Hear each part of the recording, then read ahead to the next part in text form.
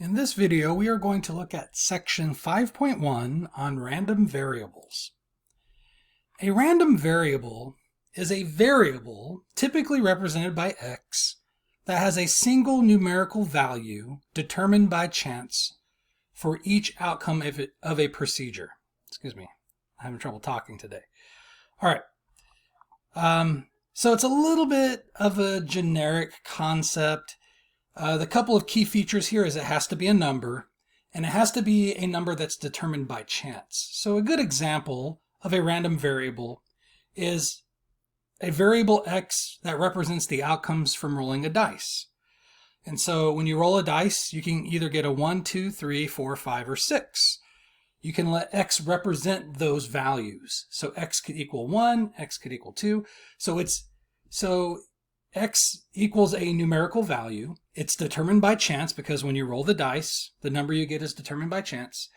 And it accounts for each outcome of the procedure. It can be a 1 through a 6. So that would be an example of a random variable. A probability distribution is a description that gives the probability for each value of the random variable, often expressed in the format of a graph, table, or formula, depending on the situation. So we could represent the random variable of rolling a 6-sided dice as a probability distribution with a table, right? And so we would have, and it's kind of a boring table, you would have x as your first column. These would be all the possible outcomes from rolling a dice, all the numerical outcomes. So it'd be 1, 2, 3, 4, 5, 6. And then in the right column, you would have the corresponding probabilities for each of those outcomes. So what is the probability of rolling a 1 with a dice? We talked about this in chapter 4. You have a 1 in 6 chance of rolling a 1 with a fair 6-sided dice. What's the probability of rolling a 2? 1 in 6, right? It's the number of ways it can happen divided by the total number of possibilities. And I'm sorry, I didn't leave myself enough room to write fractions here, so these are kind of awkward looking, and that was just not, I just wrote that one incorrectly.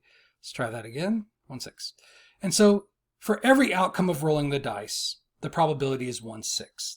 And so this would be an example of a probability distribution. So we're taking the random variable x, listing with each of those outcomes the corresponding probabilities in a table.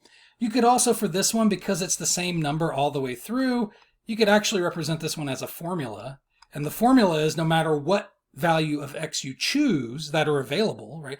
Now you can't pick x equals 7. That's not part of the random variable's domain. But if you pick a value of x that's in the domain of rolling a 6-sided dice, the probability is always equal to 1/6. So it's a very boring formula as well because the probability is just constant. It's just 1/6 all the time for every possible outcome. All right, so that's an example of a probability distribution. There are two types of random variables, which means there's two types of probability distribution. There's more than two types, but you can kind of separate them into two broad categories: discrete probability distributions and continuous probability distributions. So remember, back from chapter 1, we talked about quantitative data. That's data that can be represented with can be represented with numbers. That's maybe not precise enough, but it's measurements. It's basically numerical data for the most part. And again, the one catch there is like Social Security numbers can be represented with numbers, but that is not quantitative data. So anyways, and for quantitative data, there are two types of measurements that you could make, or countings that you could make. There are discrete random variables, or not random variables, but there's discrete data, there's continuous data. And that's going to actually dictate the, nature of our random variables, right? So whether the random variables are representing discrete data or continuous data will determine the way the random variables behave, and will determine the manner in which we can construct a probability distribution. So it really is quite important, and it kind of almost comes down to chapter 5 is going to focus on discrete probability distributions, And then in chapter 6, we're going to be looking at continuous probability distributions. So it's such an important distinction that we actually put these two concepts in two different chapters. All right, so a discrete random variable is a random variable in which the values are derived from a procedure that produces discrete data. So any kind of counting, for example, the dice rolls were discrete data. You know, it's either a 1 or a 2 or a 3 and nothing in between. You can't measure dice rolls to an arbitrary number of decimal places. So remember, that was my rule of thumb. For it to be continuous, you'd have to be able to make those measurements to an arbitrary number of decimal places, as many as you would want to, given the technology. So if you could, in theory, make the measurements to 10 decimal places, 20 decimal places, that's going to be continuous data. Dice rolls, you can't do that with. It's either a 1 or it's a 2. So that's going to be discrete. So continuous random variable is a random variable in which the values are derived from a procedure that produces continuous data. So an example of this would be measuring heights, measuring weights, measuring time. You know, time could be measured, you know, we could say 1 second, we could say 1.3 seconds, we could say 1.357 seconds. Time could be measured to an arbitrary number of decimal places. It just, as long as you have the equipment to do it, you could carry that measurement out to multiple decimal places. That's going to be continuous data. And for that, we would have to have a continuous random variable. And for a continuous random variable, we have to kind of handle the probabilities in a little bit of a different way. So for discrete random variables, we can handle the probabilities with a table or a formula. So we're going to see tables in 5.1.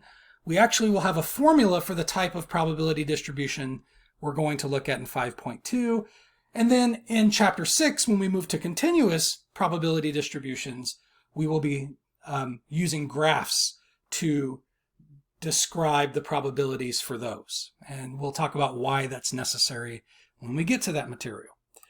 All right, so identify the given random variable as being discrete or continuous. This is really like a review of the topic of discrete and continuous back in chapter 1. The total amount in ounces of soft drinks that you consumed in the past year.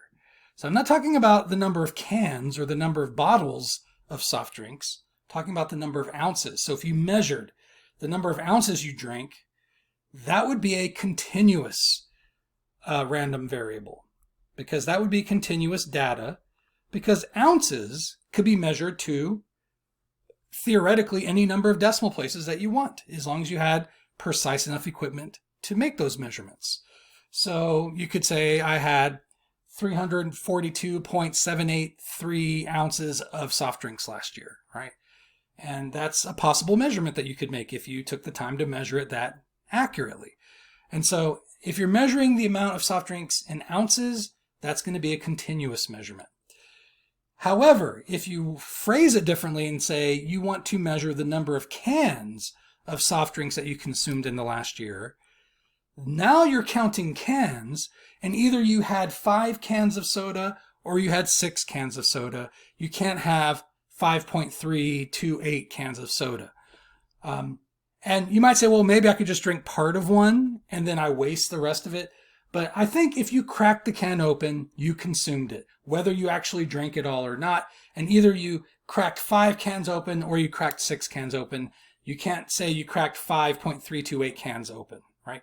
So for this one, this will be a discrete random variable, because the number of cans has to be a whole number. You cannot measure that in theory to any number of decimal places.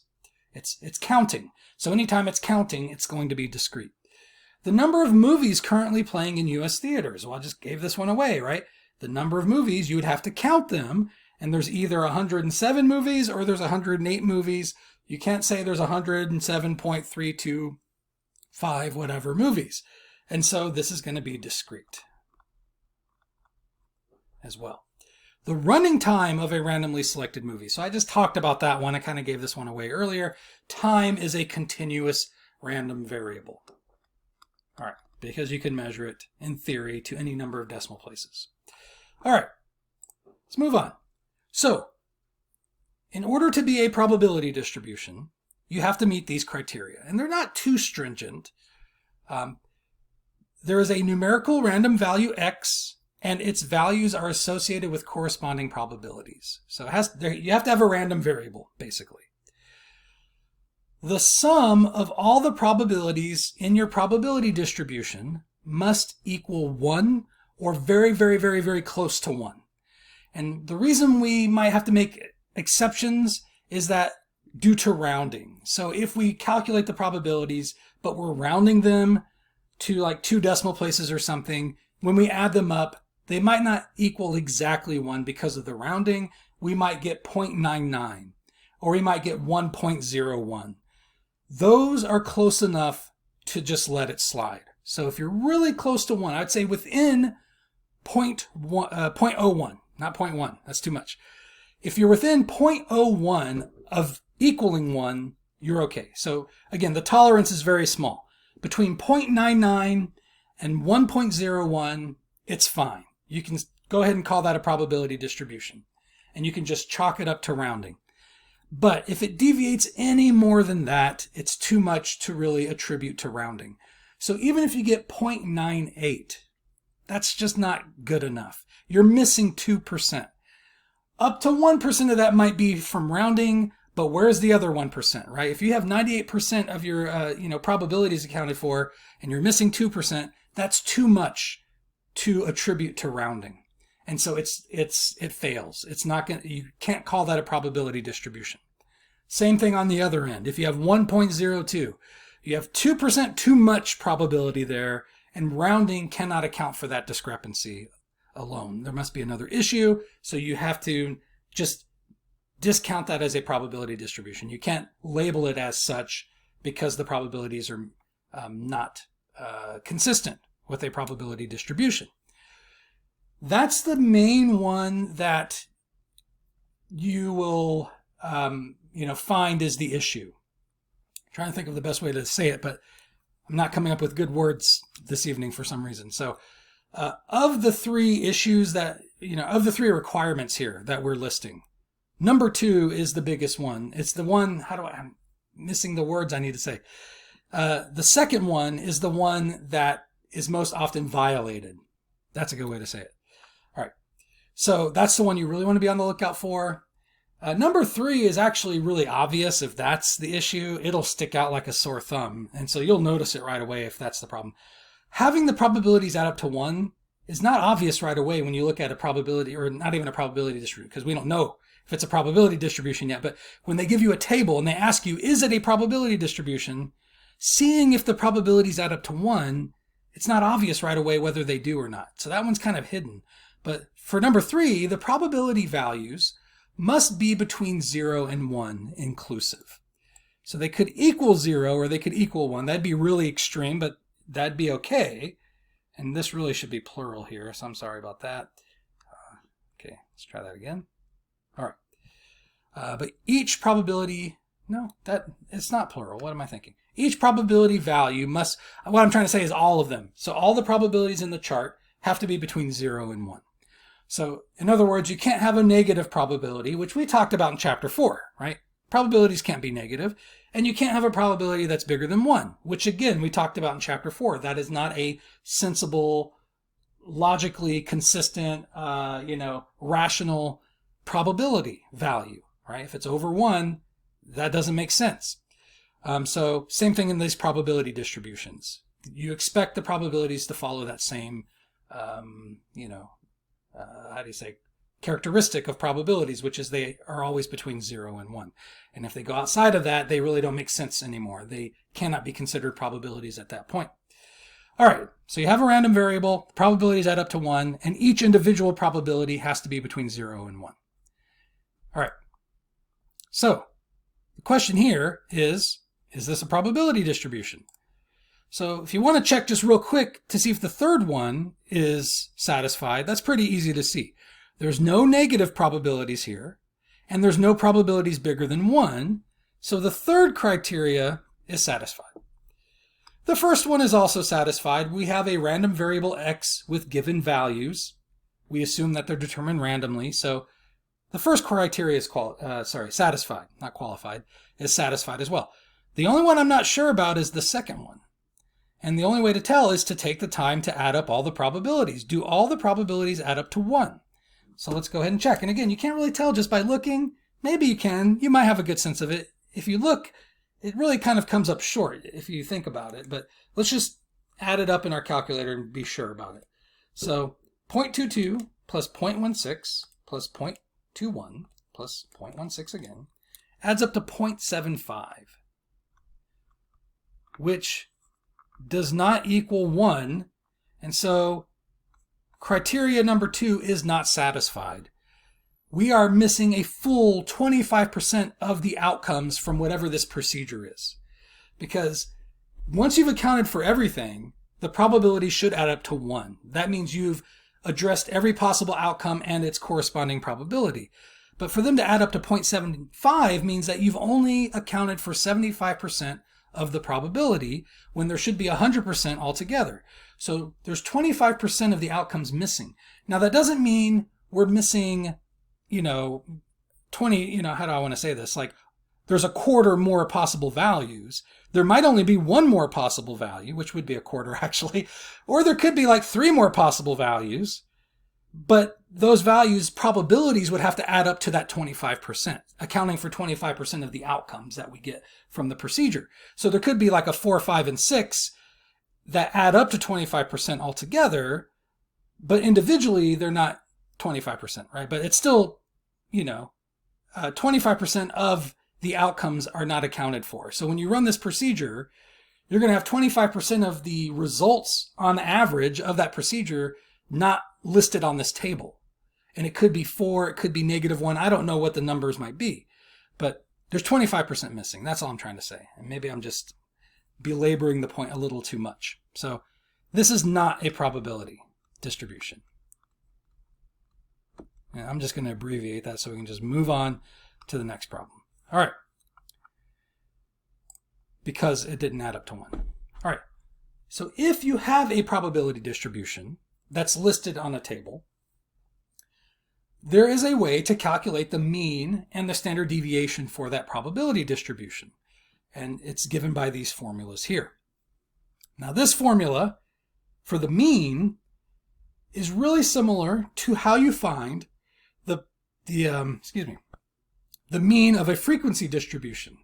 So remember back in chapter 2, we had a problem in class. We had one hopefully on the homework where you were asked to find the mean of a frequency distribution, and the formula is very similar to that. You had to take each class midpoint times its frequency, and then you divide it by the total number. It's really kind of what you're doing here. All right. And standard deviation is the same. To find the standard deviation of a frequency distribution, you follow a very similar formula to this. These have been adjusted to consider probability instead of frequency. So these are the formulas for finding the mean and the standard deviation of a probability distribution. So we will be asked to do that right here on the next slide. So I'll show you the process for that here with an example. So here they give us a table. We don't know yet if it's a probability distribution. They want us to determine if it is. However, and this is one of those problems where you hope the answer is no, because if the answer is no, you're just done. If it's not a probability distribution, can't do anything else with it, moving on to the next problem. But if it is, they want you to find the mean and the standard deviation, which means a boatload of work that you're going to have to do if it turns out to be a probability distribution. So let's think about those criteria that we talked about previously. The first criteria has to be a random variable with corresponding probabilities. That's what it appears to be here. So we're good on that. Each individual probability has to be between 0 and 1. I don't see any negative probabilities. I don't see any probabilities bigger than 1. So criteria number 3 is satisfied. But we don't know about the second one. And so we need to investigate. We need to calculate it. Do all the probabilities add up to 1? So let's find out. 0.02 plus 0.15 plus 0.29 plus 0.26 plus 0.16 plus 0.12. Adds up perfectly to 1. I'm not even rounding it. It equaled exactly 1. And so the second criteria is also satisfied. So yes, this is a probability distribution.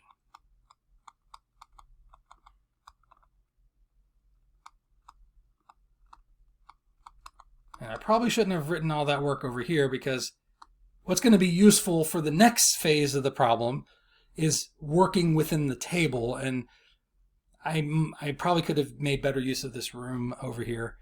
Maybe, let's see, can I duplicate this page? I wonder if that's an option on this software here. Let's see. It doesn't say copy page. I can add a blank page, but I don't see one that says like copy the page. Maybe if I go to this, sorry to make you have to look at this. Maybe I should have stopped the recording while I investigated. Let's see, it says duplicate. So okay, I highlighted that, duplicate, perfect. Okay, it worked. Okay, back to the board. Okay, so now I have a copy of this page, and I'm going to erase it from here so I can have the room I need to find the mean and the standard deviation. So let me just go ahead and erase these marks here. All right. And let's find the mean and the standard deviation. So the first part of the problem is still on this page. So if you look at the notes for this lesson, you'll still have this. But now you know why there's a second copy of this in the notes, because we needed more room for finding the mean and the standard deviation. So to find the mean, it's quite simple. What you're going to do is take the chart you're already given and make a new column. And in this new column, we're going to take in each row x, the value of the random variable, times p of x, which is the probability of that random variable occurring.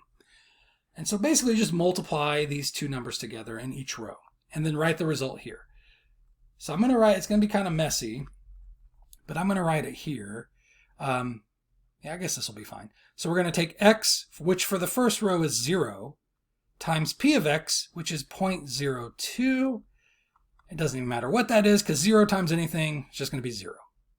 So that's what we get for the first row. For the second row, we're going to have 1 times 0.15, which is just going to be 0.15, because 1 times anything doesn't change it. It stays the same. Then we're going to have 2 times 0.29, which is going to be 0.58. I just happen to know that one. 2 times 30 is 60, so 2 times 29 is 58. Put a couple decimal places in there. 3 times 0.26, and these might be a little more readable if I put a 0 in front of the decimal place. I apologize if they're kind of hard to interpret. Now let's see, can I do this one in my head? 3 times 20 would be 60, 3 times 6 would be 18, so it'd be 78, so it'd be 0.78. And then we're going to have 4 times 0.16. That one's easy because 4 times 16 comes up pretty often. It's 4 to the third power. It's 64. So 0.64. And then 5 times 0.12. That's going to be 0.60. All right. So that's the first step to find the mean. And then you add these numbers up. You just add up this column, and that's it. That's your mean. You don't have to divide it by anything. You don't have to do anything else. That is how you find the mean for a probability distribution. You take the value of the random variable times its probability for each row, and then you add up those results, right? This is the sum. So we want to add up those results, and that equals the mean. Right? That's exactly what we were told to do in that formula, and that's exactly what we're doing in this chart right here. So let's go and add these up. We have 0 plus 0.15 plus 0.58 plus 0.78 plus 0.64 plus 0.6, and I get 2.75.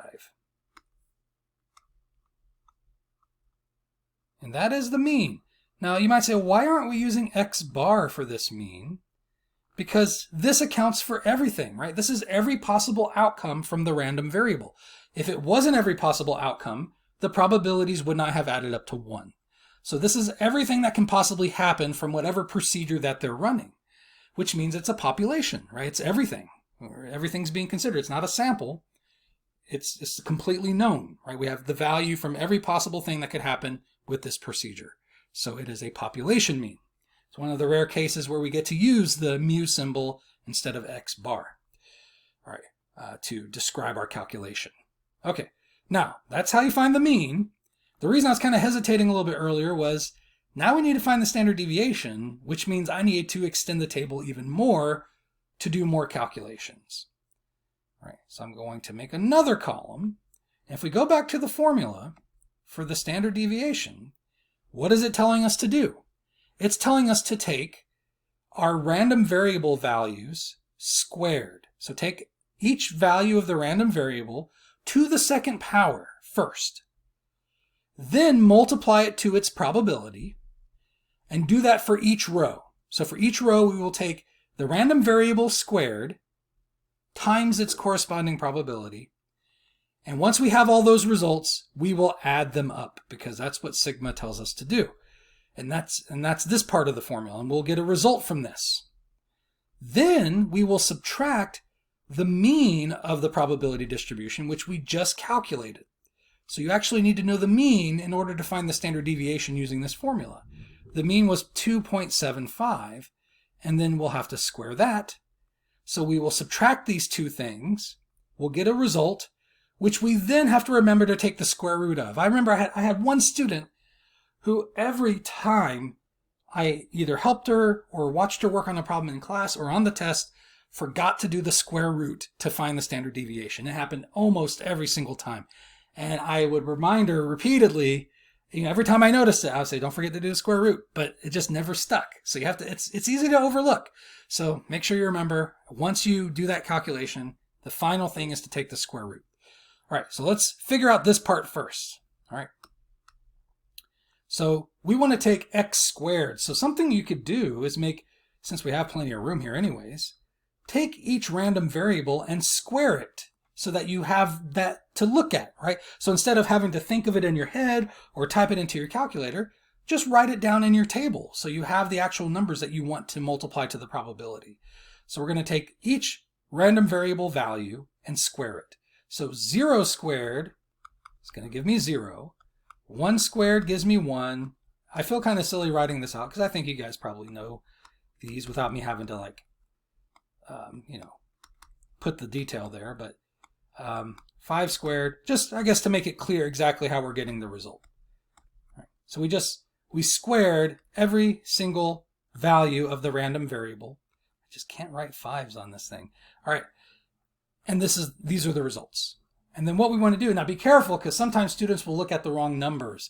They'll take this number times this one or something. But remember, this was for the mean. We're done with this. And what we want to multiply is x squared times the probability. So these two columns need to get multiplied together. So we're taking x squared times the probability. All right. And so this one's going to be, again, 0 times 0.02, which again will be 0. So this looks the same as it did for the mean. This is also going to look the same, but after that it'll be different, I promise. This one times this one, right? X squared times p of x. Maybe that's why it kind of gets confusing because like these first two are really the same. So then you might start looking at these numbers by accident by the time you get down here, but you want to make sure you're looking at the squared versions of these numbers. So it's going to be 1 times 0.15, which is going to be 0.15. Then it's going to be 4 times 0.29. Now I maybe impressed you with my arithmetic ability over here, but I think I'm going to give up on these. Let's see, maybe I could do this one. 116. I think that's going to be 116. So that's going to be 1.16, right? And then this one I don't think I'm going to be able to do in my head. We'll have 9 times 0.26. I probably could actually. So if you multiply by 10, it'd be 2.6. That's an easy one. But then you want to go 0.26 less than that. And so it's going to be 2.34. But I'm not 100% confident, so I just want to make sure I have that number right.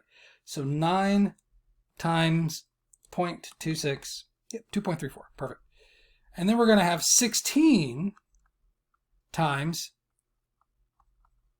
0.16. So that's just 16 times 16. I happen to know that one too because it's like 16 squared. That's 256. And then we're going to have 25, right, times 0.12, which is another one I may just calculate instead of trying to figure it out in my head. Let's just calculate it. Whoops. 25 times 0.12. Oh, why? Why did I have to do that one on a calculator? It's just 3. And you might say, oh, that's not obvious at all. Because that's like 300, right? 12 times 25 is 300. But what I should have thought of was quarters, right? So if you're multiplying by 25, that's like having quarters. So this is like having 12 quarters, which I should know is $3, right? So I should have been able to figure that one out too, but I wasn't thinking of it the right way. All right, so now that we've calculated all the x squareds times their corresponding probabilities and got those results here, we want to sigma them. We want to add them all up. So 0 plus, of course, I throw 0 in there. I know it doesn't actually add anything, but I just like to be exhaustive. So every number goes into my calculator. 2.34. Same thing when I'm adding up a test. I hope you're not one of those students, but sometimes I get students where they have a 0 on a page, but when I go to add up their score, I put the 0 on my calculator. So every number counts, and we get 9 point, or maybe 0 doesn't really count, but it gets included. Every number is included. All right, you get 9.21. So that's not the standard deviation, but that's a really key number that we need to find the standard deviation. So that is the sum of the x squareds times p of x. So you might want to go back to the formula and substitute. Right now, this formula, like I said, is not, whenever you see sigma, that's not the kind of formula where you're supposed to just plug numbers in. The sigma is giving you a process that you need to follow, which we just did. We just did the process, adding up all those results. But once we get the outcome of that summation, we can replace the summation with the result. 9.1? Oh, it's in my calculator. 9.21. Right. So this we just calculated to equal 9.21. So replace this with 9.21 minus the mean, which we calculated earlier to be 2.75, which I'm pretty sure is right. I just want to double check. And this is what makes people good at, statistics, is being cautious and careful and thorough and checking and double checking and triple checking sometimes just to make sure you got the right number.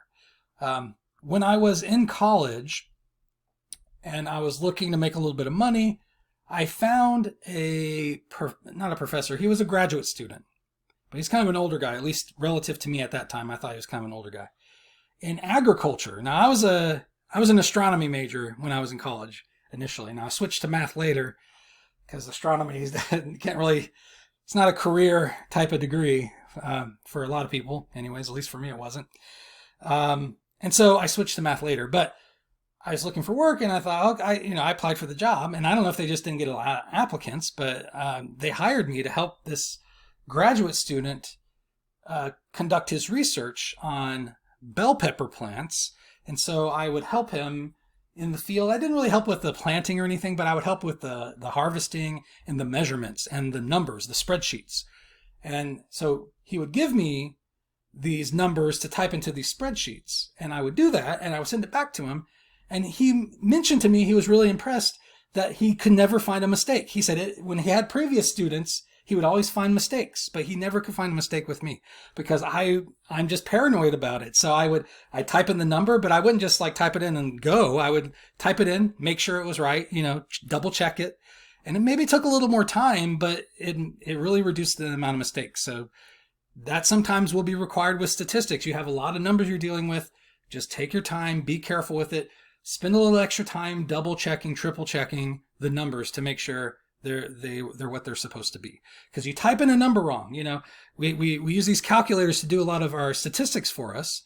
But if you type the wrong number into the calculator on the list or whatever, you get the wrong answer. And it's sometimes hard to go back and figure out what went wrong. If you type in like 100 different numbers and you don't get the right answer, it's hard to go through a list of 100 numbers to try to find the one that's wrong. You might as well just start over again. So my rationale is be careful and double and triple check as you're typing them in. Take that extra time. Make sure you're typing in that number right. Make sure you didn't make a typo. Just glance once or twice. And then you don't have to worry about it. You're less likely to make mistakes. So anyways, I'm, going off on a tangent there. Let's bring it back to this problem. So this is what we want to do in our calculator. 9.21 minus 2.75 squared. And when I do that, I get, from this, 1.6475. All right, so I type that in my calculator. This is what comes out. That is also not my standard deviation yet, because what's the last thing we need to do? You don't want to forget, I mentioned it earlier, take the square root. It's easy to overlook that last step. So take the square root of that number. So I'm going to take the square root of the answer I just got, and that gives me 1.28. I'm just going to go 2 decimal places on that. And that will be my standard deviation. Now, again, the decimal runs on further than that, but I just rounded to 2 decimal places. All right, so that's how you calculate a standard deviation from a probability distribution. All right. The expected value E is the average outcome of a random variable from a large number of trials. So if you're going to run a procedure a large number of times, the expected value of that procedure over that large number of times is the average outcome that you get.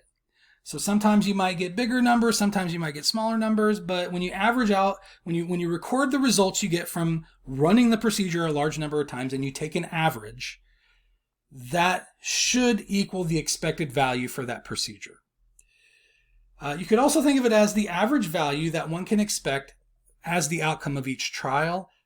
You know, when I was actually, because I typed these notes up a while ago and I'm just now recording it, because the summer classes started and I'm a little bit behind on keeping up with my recording schedule. And I was just reviewing my notes just to make sure, okay, am I ready to talk about this material? Do I know what I want to say? In general, I don't really have a script or anything, as you can tell, but that wording didn't really sound right to me. I'm like, I don't know if I really like that wording. It doesn't really make sense to me, but it makes sense in relation to the example we're about to see. But another way you could think of it is if you're running some procedure and somebody asks you before the outcome is found, if they said, what do you think the outcome will be? Do you want to bet money on it? For example, if you had to put money on what the outcome of this procedure is about to be, what outcome would you pick? You should pick the expected value. That would be the safest bet to make. I would say the safest bet to make, or something close to it. Now something like the average number of kids in a family is like 2.3. So if you had to bet, if we picked a family at random, how many kids that family has, you can't say 2.3. That wouldn't be right because they can't have 2.3 children, but you should pick 2. That'd be the safest guess for that situation. If you're going to pick a family at random, if the expected value is 2.3 kids in that family, your best guess at how many kids to expect in that family would be 2. Now that I'm saying it, I'm thinking maybe that isn't quite right because I don't know. I think it's a good way to think of it. Yeah, I can't really think of what would be wrong with that. I'm trying to think if the probabilities are kind of wonky because you also want to maybe make the guess of whatever's the most likely thing to happen. But whatever's the most likely thing to happen should be in the neighborhood of the expected value, especially if it's a really likely thing. That should really draw the expected value towards that particular outcome. And so if you have 2 really likely things that are far apart, then the expected value maybe is not a good bet. So maybe I am kind of giving the wrong idea about the expected value. So if you have one, let's say rolling a dice, but rolling a 1 and rolling a 6 are more likely. This is like a messed up dice or whatever. And so if rolling a 1 and a 6 are more likely to happen, then the expected value might still be 3 or somewhere in the neighborhood of 3. But that wouldn't be your best guess because 1s and 6s are more likely to occur. And those 3 is kind of far away from both of them. So 3 maybe wouldn't be the best guess in that case. Your best bet would be 1 or 6, whatever one's the most likely to happen. So maybe just disregard what I just said about if you had to bet money on the outcome, the expected value would be the one thing you'd want to bet on. That maybe isn't true in all circumstances. And I'm just now realizing it in front of you guys now that I think about it. So anyways. Let's take a look at this example. It's really, I think this is a really interesting application, and I hope a few things from this class will stick with you after you move on and go live your life. Hopefully there's a couple of things from this class that you will find useful or relevant when you encounter things in life, and I hope this is one of them. I think it's really interesting the way this works. So It's about the lottery. So most states have a lottery system. I know in Kansas we have a lottery system. A certain state lottery sells pick 3 lottery tickets for 50 cents each. Players of the lottery pick 3 digits, 0 to 9, with repetition allowed. So as an example of what you could choose for this lottery, you could choose the number 255. Right? You could also choose the number 552. And you might say, well, isn't that the same? No, the order matters here. So if you pick 255, but the winning numbers are 552, you don't win. It's not the right numbers in the right order. So I guess which is what the next line is about. To win the lottery, the person must match the chosen numbers in the correct order. So even with the same numbers, if they're in a different order, it's not a match. All right. Winning the lottery results in a $500 payout. Construct a probability distribution for this situation and find its expected value. All right. So what we're going to do is make a table, because that's how we will construct the probability distribution. And we will have the possible outcomes in the first column and the probabilities for those outcomes in the second column. Now, here's where students really struggle with this problem. What are the possible outcomes when you play the lottery? Either you win or you lose. And that's what most students will tell me the first time that we do this problem. They'll say, well, the outcomes are win or lose. What's the problem with writing that in my probability distribution? You can't have a random variable with the values of win or lose. Remember, the rule for a random variable is it has to be numerical. It has to be a number. So this is not a valid random variable. And if it's not a random variable, this cannot be a probability distribution. So in order to make this a random variable, we have to represent, so those are the 2 outcomes, but we have to represent them numerically. So what's a good way to represent them as numbers?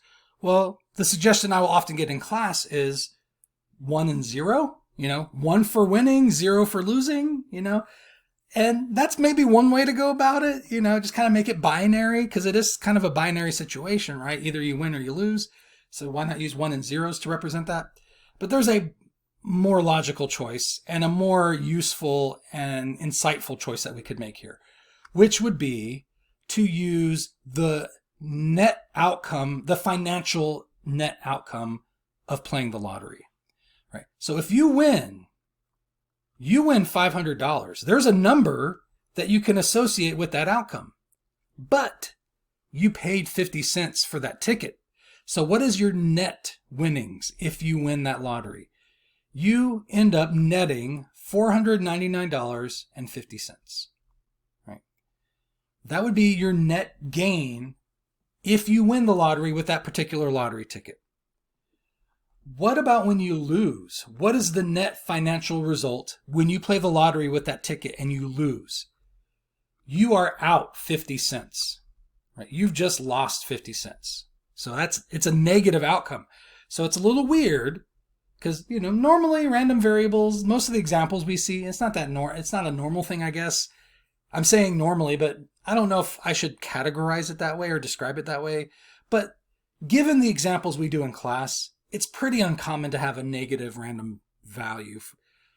I'm getting my words scrambled up. It's uncommon to have a random variable with a negative value. That's a better way to say it. But this is an example where that would make sense. You lost 50 cents. That's a negative net change in your financial situation, right? Now, you're picking 3 numbers, and you can pick any number you want and with repetition. So how many choices do you have for the numbers you pick for the lottery? You could pick 0 through 9 for this first digit. You can pick 0 through 9 for the second digit. You can pick 0 through 9 for the third digit. So how many choices do you have altogether here?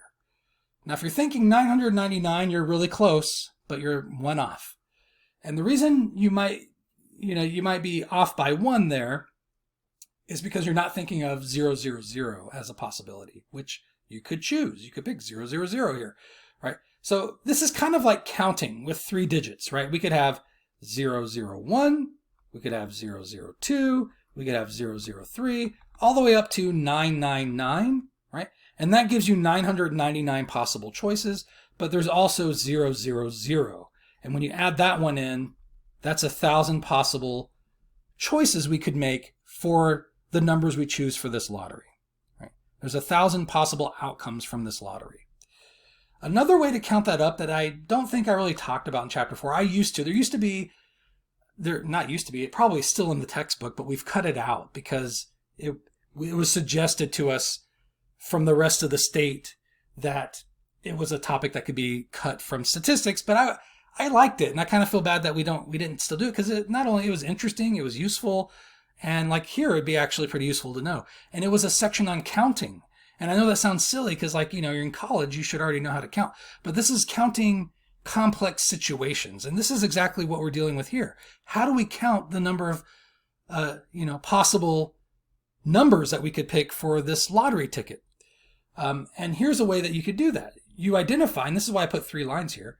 How many choices do you have for the first number? There are 10 choices here, 0 through 9. That gives you 10 choices for the first digit.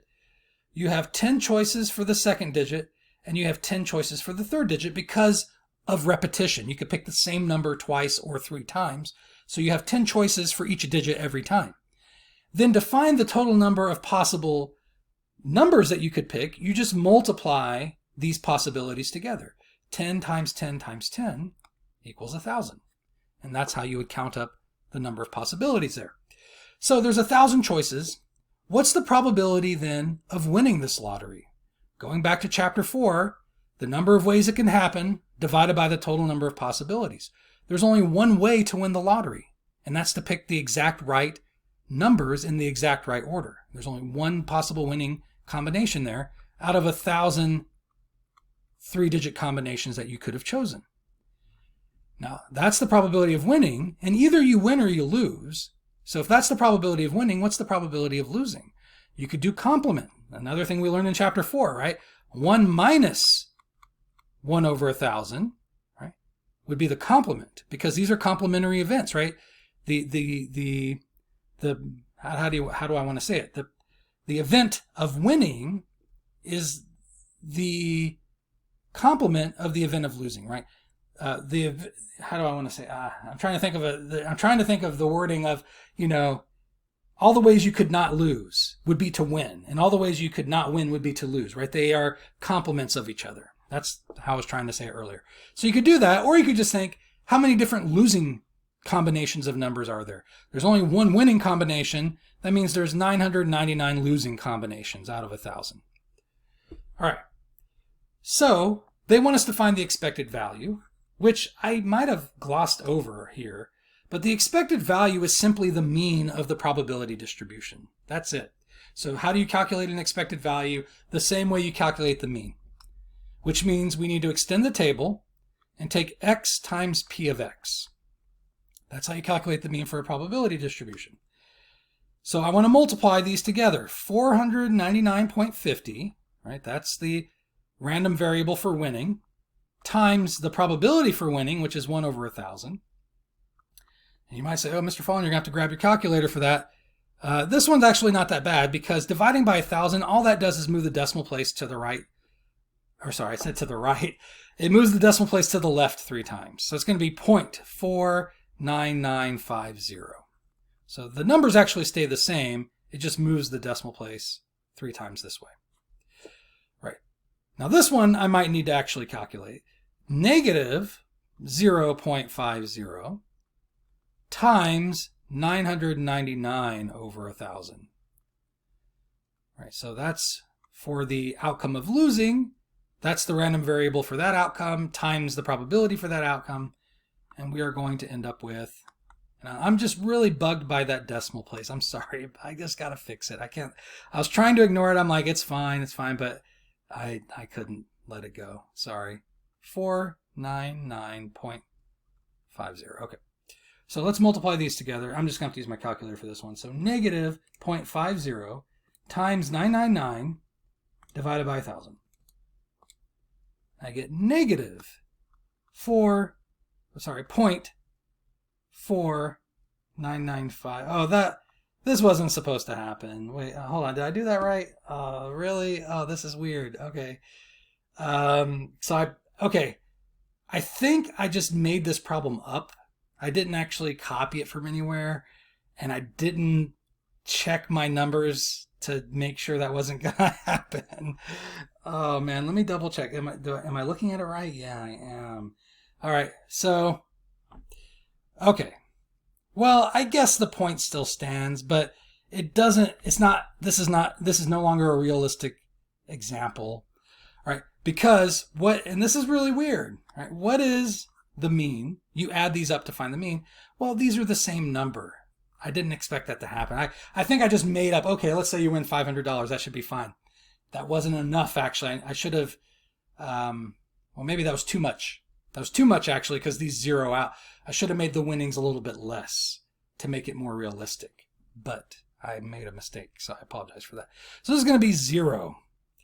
So what does that tell you? It's still, the point still stands. I just can't do zeros on here either. Let's try that one more time. The mean is 0 in this case. Didn't mean to move that. Let's try that again. The mean is 0. And what that tells you is that's the expected value. That is the average outcome from playing this lottery for the person that's playing. That's their average outcome when they play the lottery. And that is, you end up net 0, right? You end up just netting nothing, which isn't as bad as losing money. You know, if the average outcome was to lose money, that's bad for you because over the long term, your net outcome is that you're losing every time that you play.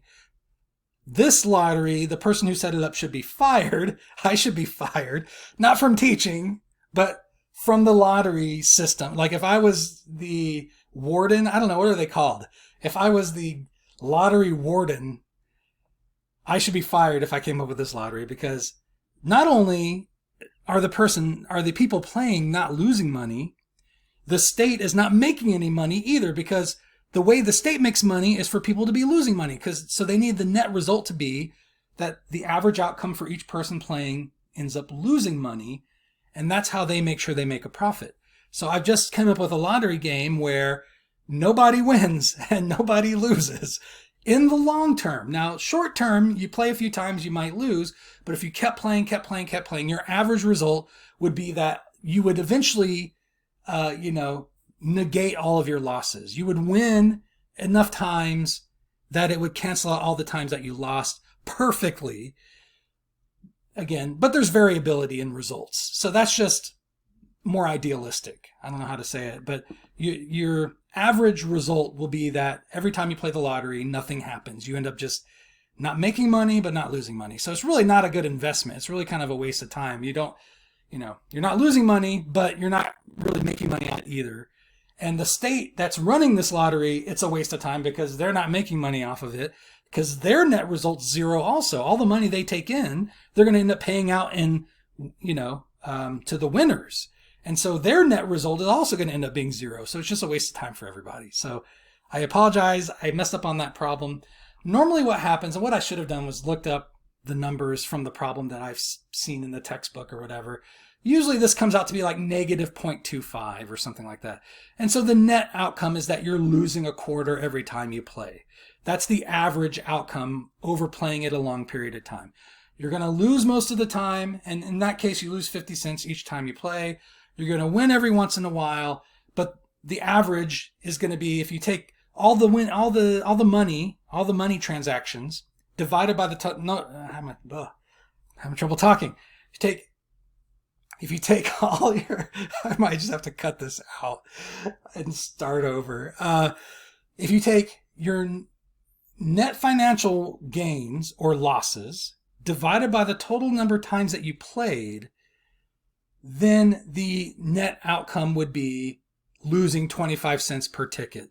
That's how the problem was supposed to work out. And that's how state lotteries run their games, right?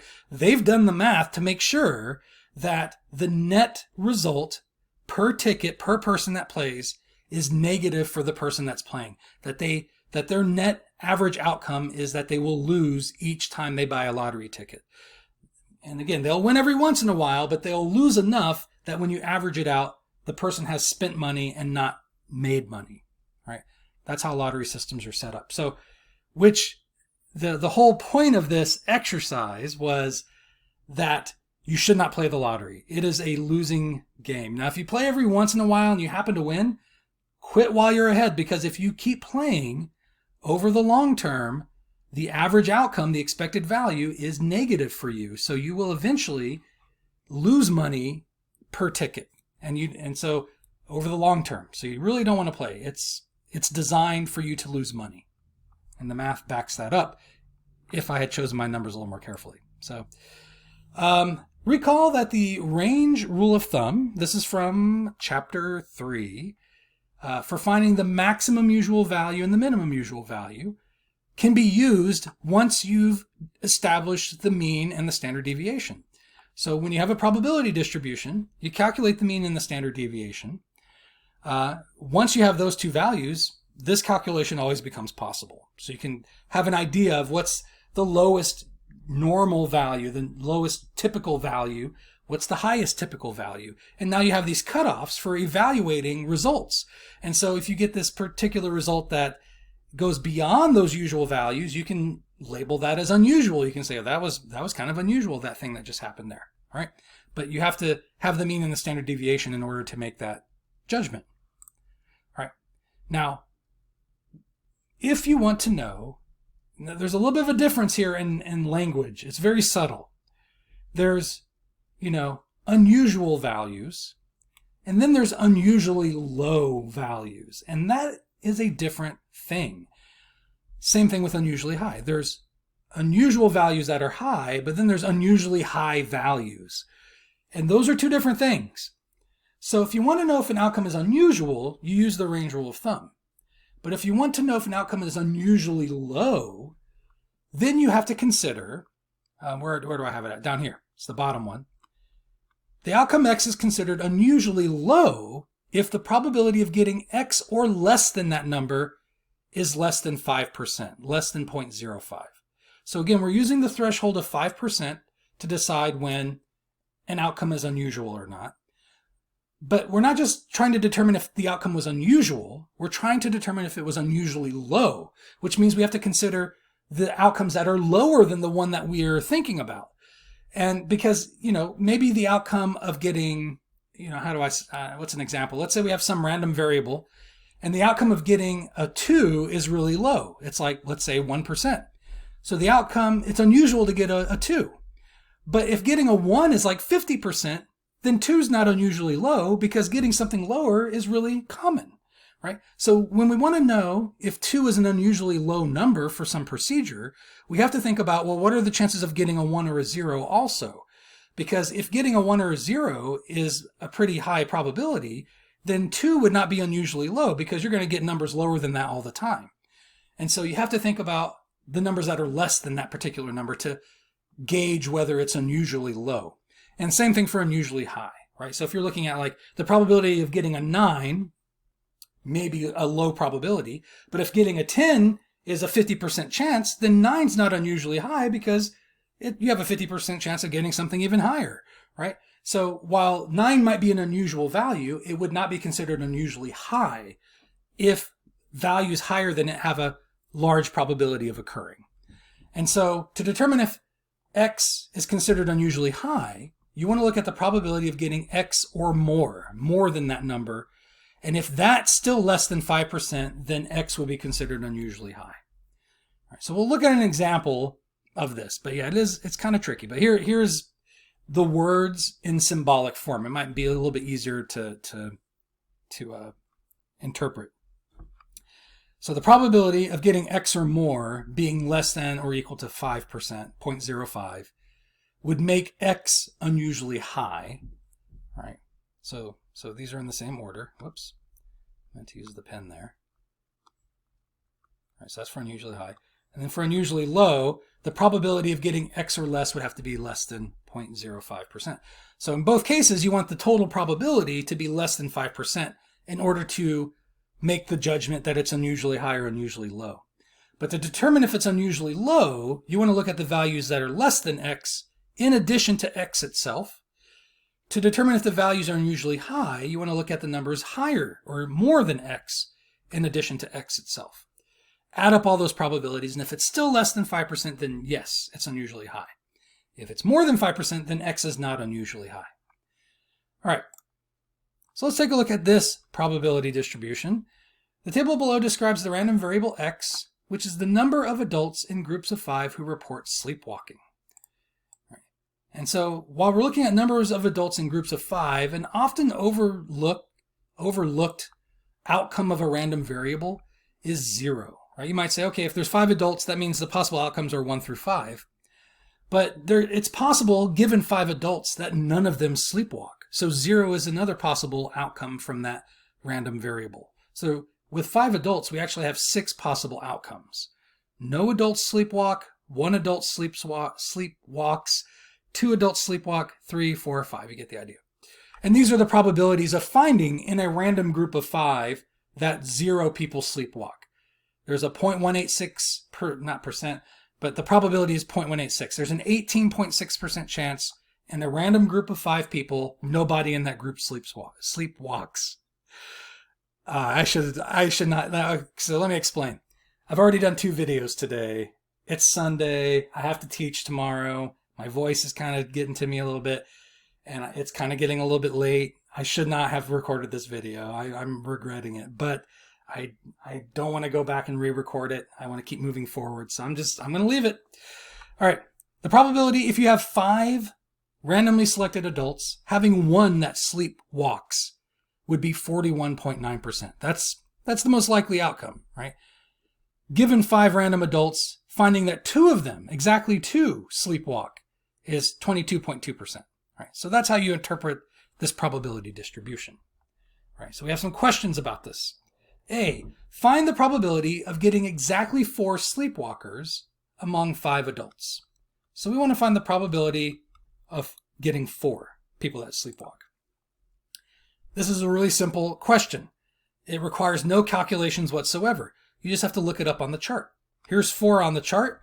There's the probability for 4, 0.028. That's my answer for part A. 0.028, so 2.8%. Find the probability of getting 4 or more sleepwalkers among 5 adults. So the probability of getting 4 or more would be the probability of getting 4 or 5, right? Because 5 is the only thing more than 4 in this random variable.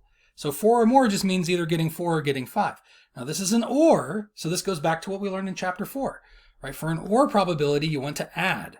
That means find the probability of getting exactly 4 plus find the probability of getting exactly 5 and add those 2 together.